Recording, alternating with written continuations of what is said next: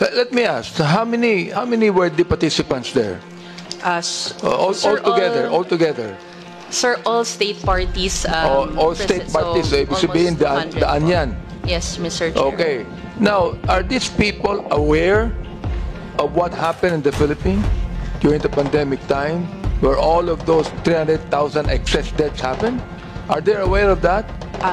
I cannot answer, sir. You if they cannot were answer. aware It po. means that you did not in any way make them aware of what happened in the Philippines during the pandemic.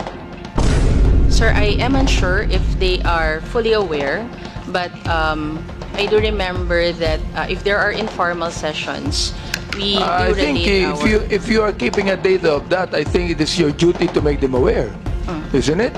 Because how could you be able to make rules like this and amend it if, for example, like the World Health Organization is not even aware of the killing or of the deaths that happened during the pandemic? 300,000 deaths that happened, excess deaths that happened. How can you then make a very good proposal on this if they were not aware of what happened in the Philippines? I am sure it also happened in different countries.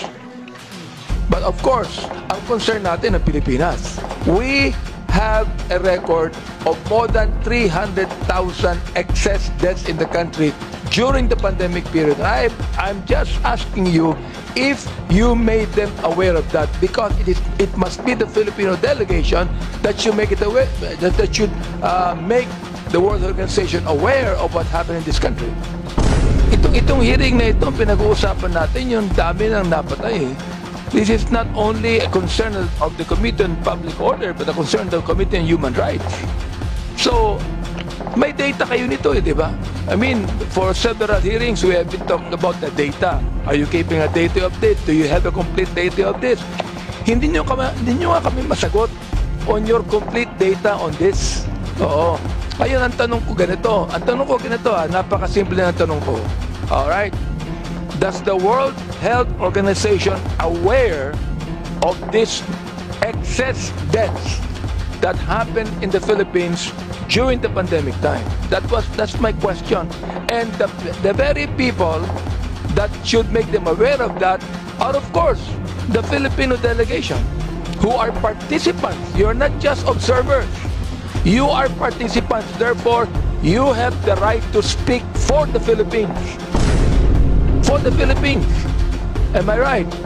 You have the right to speak for the Philippines. Am I right? Yes or no? All right.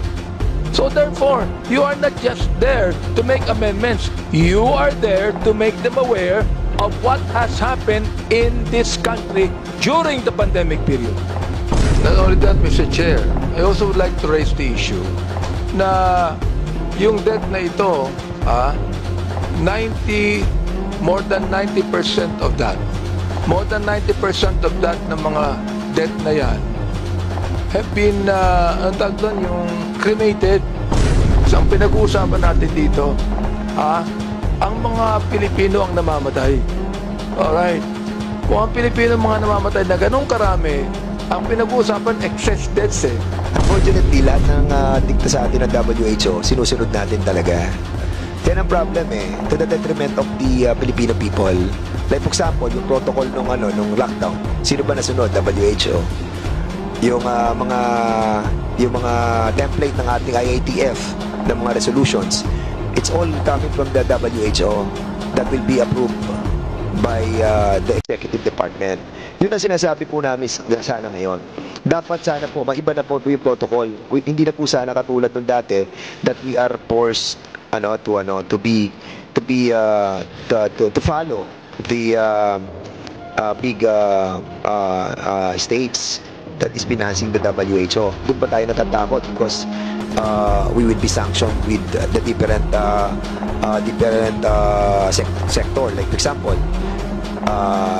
hindi tayo pautangin o hindi ba tayo bibigyan ng mga aid, hindi tayo bibigyan ng mga donations. Those are the repercussions na nakikita natin that if ever that the different states will not follow, especially poor countries, will be sanctioned. Kaya ngayon ginagawa nila, okay, recommendatory kami.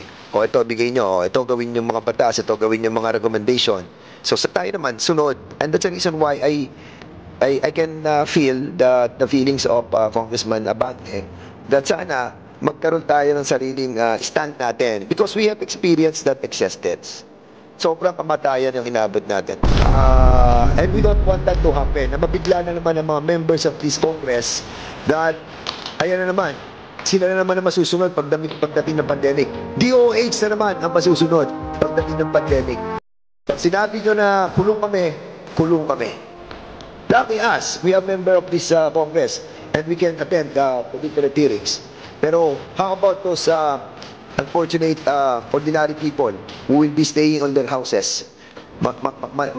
Sasabog na naman ang mga utang nila, masisira na naman ang mga negosyo. You have to consult with the legislative branch of the government. Inform us about this pandemic treaty. Pero nagulat po ako sa sagot ni Mark.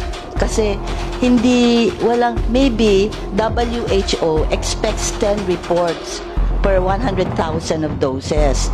Kasi po, iba yung 10 out of 10 reports of 10,000.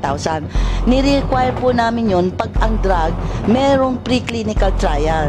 Meron siyang data na nakikita sa hayop at sa phase 1 and phase 2 na may side effect na ganito ka-frequent. And you need 10 times the denominator. So, in other words, yung mga vaccine natin, hindi sila dumaan sa pre-trial?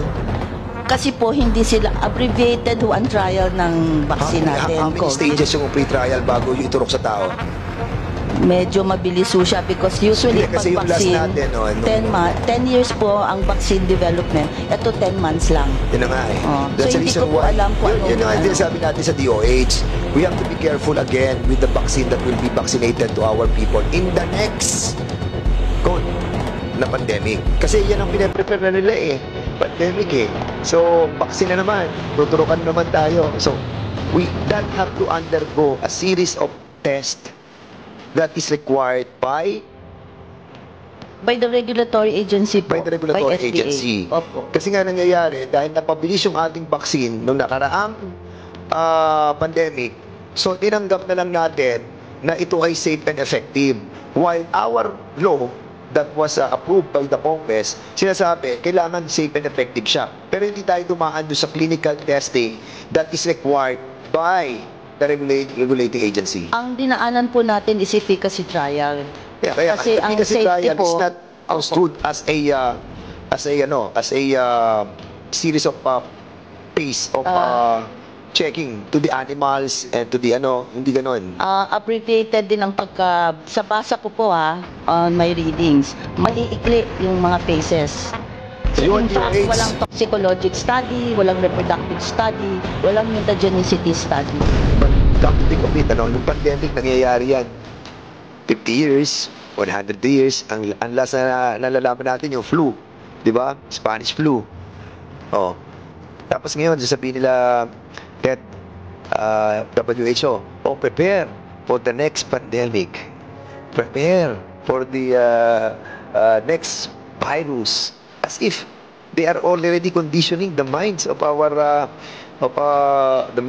people in the whole world that a next pandemic is about to come. If the World Health Organization now is the most sovereign among countries, and therefore, kung natin susunod yung World Health Organization, walang kwentang bansa tayo? May mamili kayo, magpapakuna kayo, o ipakulong ko kayo. No vaccination, no ayuda. Hindi na po pinasakay ang mga pasaherong hindi pa bakunado. No bakuna, no classes. Mga nagmamakaawa ng mapakunahan at pilit pang inibulusot ang kamay sa harang rehas para lang makakuha ng numero sa bakuna. We have to understand that these vaccines are only in their phase 3 trials. No? We are consenting na part tayo sa experiment. Kumbaga, sila mga guinea pigs. Sila mga guinea pigs.